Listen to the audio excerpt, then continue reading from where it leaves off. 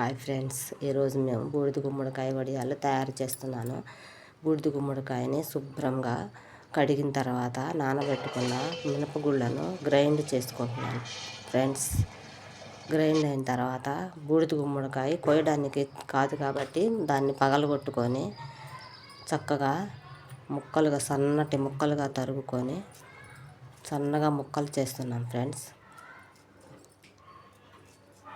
ఆ ముక్కలు అయిన తర్వాత ఆ ముక్కల్ని బాగా పిండుకొని మెత్తగా బాగా వాటిని ఒత్తుకొని ఒక క్లాత్లో చుట్టి ఆ రసం అంతా పిండేయాలి ఫ్రెండ్స్.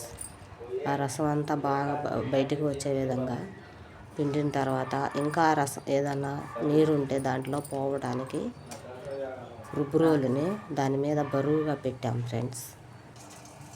ఆ తర్వాత గ్రైండ్ అవుతున్న మినప్పప్పుని దాంట్లో పచ్చిమిర్చి పేస్ట్ వేసి రుబ్బుకున్న తర్వాత ఈ గ్రైండ్ అయిన దాన్ని ఆ మినపపిండిని మొత్తం కలిపేసి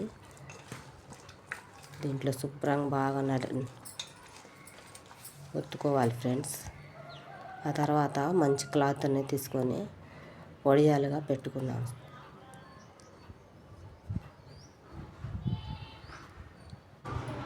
ఈ వడియాలు చూడండి ఫ్రెండ్స్, మా వడియాలు ఎంత బాగా వచ్చినాయో.